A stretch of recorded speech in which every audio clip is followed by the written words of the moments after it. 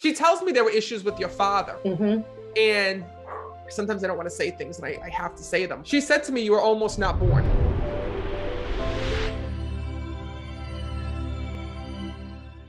Hi, Lisa. How are you? I'm good. How are you? Good. Where are you guys from? Fall River, Massachusetts. Oh my God. I'm so glad that you guys are here. Thank you. Thank you. Well, first of all, right away, there's a couple different souls that are connecting. First of all, your mom passed Yes. because your mother was right behind you. And I got to tell you, she's so excited to come through. And she's like trying to pull everyone through to speak. And she's going to me, Matt. She goes, let my daughter know that I'm here and with her. She goes, let her know that I'm there. And she's playing with your hair when I'm connecting with her. Oh my God, I keep playing with my hair because it feels weird. That's your mother. Because your mother was behind you going like this to you. And you know what's funny? Playing with my hair. I said, oh, this hair, it's driving me crazy. That's your mother. She goes, because listen, sometimes, you know, we can feel our loved ones. We feel those weird sensations. That's what I feel as a medium. And it's actually funny because your mom was your best friend here in this world. And she goes, Matt, she goes, we loved each other. She goes, but also, she goes, we used to get on each other's nerves here in the physical, she tells me. Because your mom was a tough cookie. And I got to tell you something, she was very hard to please when I'm connecting with her. But you know what's so weird, Lisa? When I'm connecting with your mom, you know, sometimes we think things differently than our loved ones in spirit. And your mom showed me your thoughts and she showed me her thoughts. And she showed me your thoughts like, oh my God, my mother, she drove me crazy. Nothing was ever good enough. She used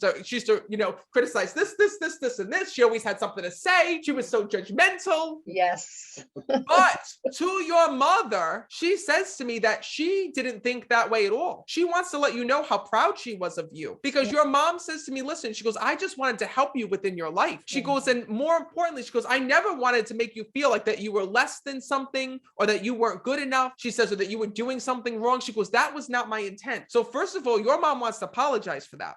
And secondly, your mom also wants to thank you for the way that you stepped up to the plate for her before she had died. Yes. Your mom said to me, Matt, you're going to let my daughter know one thing. She says, we had a disagreement, she tells me.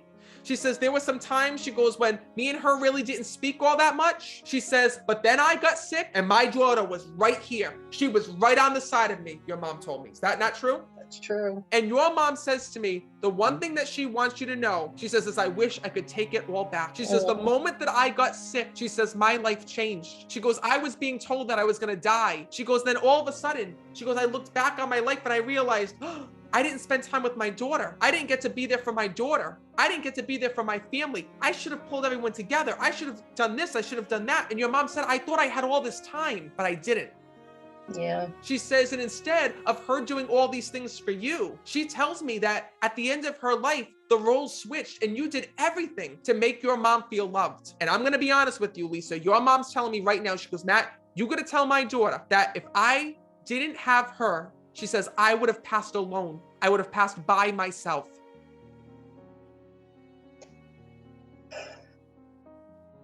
Yep.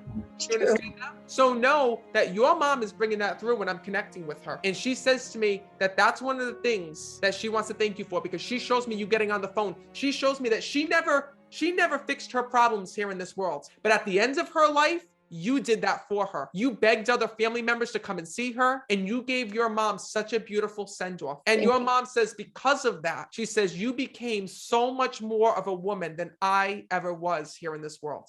Oh my God. And you need to know that. She says, and Matt, how I died, that's how it should have been our entire life. And she's acknowledging that. She says, but that was my fault, not yours. I'm hearing something a little bit disturbing. I don't want to say it, but I kind of do, but I have to, I feel. She tells me there were issues with your father when you were born. And sometimes I don't want to say things and I have to say them because I made a pact with the spirit world. When spirit tells me something, I have to say it. Say it. She said to me, you were almost not born. So I don't know what happened, but she tells me that when she was first pregnant with you, she actually tells me that you weren't supposed to be born here in this world, that at one point, I don't know if somebody had wanted her to have an abortion or what it was. There was an issue with pregnancy here with you and your mother. How do you connect with that? My father didn't want a girl. So did he not want her to have the child then? I don't understand. What? Yeah. So he wanted her to terminate the pregnancy, terminate you just because you were a girl. Yep. You don't even know how much that upsets me hearing that. I know.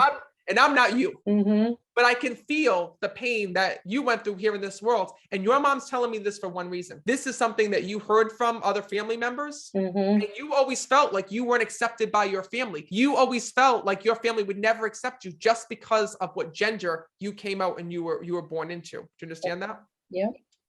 But I'm going to tell you something. This is why I was nervous to say this to you. Your mom was telling me from the other side, she didn't think you knew this. I know. She says, let my daughter know one thing. She says, let her know that I was never in my mind going to give her up. I wasn't going to terminate. She goes, I wasn't going to give up for adoption. She says, I was going to have her no matter what. She goes, it's a good thing I listened to my heart. She goes, because your father never stayed in her life, she tells me, but you did. Yep. And your mom says, I will treasure you forever. She says, so please, she says, know that I'm watching over you. Please know that I'm always there. She says, and my soul will always, always be protecting you from the other side. Okay, so she's okay. She is okay. So know that this is your mom's way of just acknowledging in spirit that she is always with you. She is safe and at peace. I actually just saw your mom lean down and kiss you. Oh. She says, tell her not to stress, not to worry. She goes, tell her I know what she did for me. She goes, and for that, she says, I am so, so happy. So I want you to know that. And I'm going to leave you with that. And please know that this is just signs. This is just validation from your mom that she is always there and with you. And by the way, one of her signs from her to you is your hair. Anytime you feel your hair being touched, anytime you feel that being done, that's your mother. Oh my God. Thank you, Matt. Thank you You're so welcome. much. I'm gonna leave you with that.